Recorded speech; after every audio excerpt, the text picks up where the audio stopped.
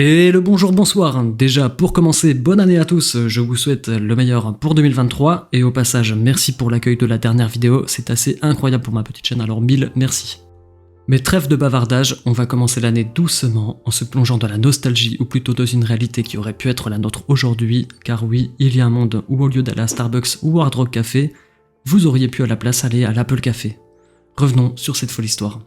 L'histoire commence au milieu des années 90. Apple est radicalement différente de l'entreprise qu'on connaît aujourd'hui, elle est en difficulté et tente par tous les moyens de s'en sortir. Un des moyens trouvés est celui de faire des produits licence. System 7, le prédécesseur de macOS 10, renommé macOS simplement par la suite, était par exemple installable sur d'autres machines que des Mac, avec l'accord d'Apple.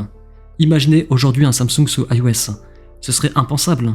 Vous voyez donc la détresse de l'époque. Elle tente aussi de diversifier son activité en dehors du secteur des ordinateurs en lançant un appareil photo ou encore une console de jeu, j'en parlais dans la vidéo sur les flops d'Apple si ça vous intéresse. Bref, elle tente le tout pour sa survie et veut faire de l'argent le plus rapidement possible. Et une des autres solutions trouvées, c'est celle d'ouvrir des cybercafés aux allures rétro-futuristes dans toutes les plus grandes capitales du monde. On se retrouve donc en 1996, un an avant que Steve Jobs ne revienne chez Apple. La direction de l'époque avait contacté la société Landmark Entertainment afin qu'elle réfléchisse à une idée pour faire vivre la marque Apple et la connecter à ses clients, notamment via un concept de cybercafé nommé Apple Café. Et au passage, si jamais Landmark Entertainment, que tout le monde connaît ici je suis sûr, je remets pas ça en question, s'occupe de créer des parcs d'attractions, notamment ceux d'Universal Studios. Jamais, voilà, petit rappel.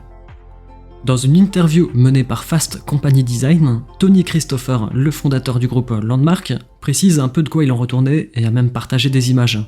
Et le moins qu'on puisse dire, c'est qu'il y a du croustillant, comme par exemple lorsque les équipes d'Apple en charge du projet sont venues le voir pour la première fois, sans trop savoir ce qu'ils voulaient. Ils ne savaient pas exactement ce qu'ils voulaient faire au début. Je ne sais pas s'ils avaient l'idée d'un café ou si c'est quelque chose que nous avions imaginé. C'était il y a 20 ans. Mais c'est comme ça que nous travaillons la plupart du temps. Les gens viennent nous voir en disant « Nous ne sommes pas sûrs de ce que nous voulons. Nous recherchons un moyen de nous connecter à nos clients. » Si j'étais un parieur, je pense que nous dirions « Construisons un Apple Café ». C'était le premier cybercafé au monde. Il n'y avait pas de cybercafé à cette époque et beaucoup de gens qui n'avaient pas d'ordinateur cherchaient un moyen de les utiliser. En 1998, c'était une idée radicale. Quelques temps après, Steve Jobs est revenu chez Apple et a continué à suivre le projet de près. On apprend ainsi que Tony Christopher ne l'a jamais rencontré pour autant, mais que c'est bien Steve qui a créé l'équipe chargée du projet. Et évidemment, le tout était top secret. Pour rappel, les Apple Store n'existaient pas encore, Steve avait juste une idée en tête, celle de permettre aux consommateurs de toucher les produits avant de les acheter. Mais comment allier mise en avant des produits et café ? Eh bien c'était assez simple. C'était un projet super secret, car vous saviez, à l'époque, l'Apple Store n'était pas encore arrivé.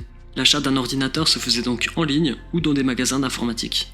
Au café, lorsque vous êtes assis à votre stand, il y avait un ordinateur Apple à votre table. Il y avait plusieurs programmes que vous pouviez appeler, l'un était pour commander votre nourriture, un pour jouer à des jeux vidéo, et je pense qu'il y avait aussi des films auxquels vous pouviez accéder.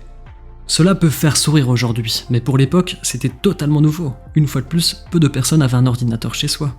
Et vous vous demandez bien sûr à quoi aurait pu ressembler l'intérieur de ce cybercafé très high-tech ? Voici quelques photos avec des précisions sur le concept. Le design intérieur était très high-tech et nous y avons travaillé pendant environ 6 mois. Je pense que nous essayons de créer une sorte de look moderne mais futuriste, différent de ce que nous faisons dans les parcs à thème immersif, châteaux et dinosaures.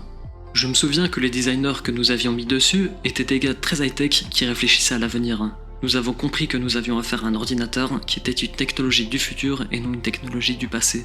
L'Apple Café devait refléter cela. Mais alors, pourquoi on n'a aujourd'hui aucun Apple Café ? Eh bien, comme beaucoup de projets initiés avant le retour de Steve, tout a été annulé lorsqu'il est revenu à la tête d'Apple. Tony Christopher précise. Le tout est allé à Steve Jobs, et en gros, quand il l'a vu, il a aimé, mais il a mis le projet en attente parce qu'il avait cette idée d'un Apple Store. Des années plus tard, il a ouvert le premier. C'est une sorte d'histoire courte. C'est intéressant parce que ce n'était pas Apple comme Apple est aujourd'hui. Ils étaient qu'une entreprise informatique. Mais ils étaient intéressés, encore une fois, à fabriquer des ordinateurs pour tout le monde. Il faut donc comprendre que Steve a préféré son idée de store, un peu plus basique, plutôt que des Apple Café, même s'il aimait bien l'idée. Une fin d'histoire légèrement différente nous est racontée dans le livre Apple Révolution. Apple aurait adoré l'idée jusqu'au bout, mais le projet aurait capoté à cause d'un groupe d'investissement immobilier qui se serait tout simplement retiré de l'affaire, laissant Apple seul sur la touche. Désormais, en Apple Store, il vous reste le Genius Bar, mais sans café, une sorte d'héritage. Voilà, j'espère que cette vidéo vous aura plu. Si c'est le cas, n'hésitez pas à mettre un pouce bleu et à vous abonner bien sûr. Allez jeter un œil sur ma chaîne, je suis sûr que d'autres vidéos pourront vous plaire. Et en attendant, on se dit à la semaine prochaine. Encore bonne année et ciao!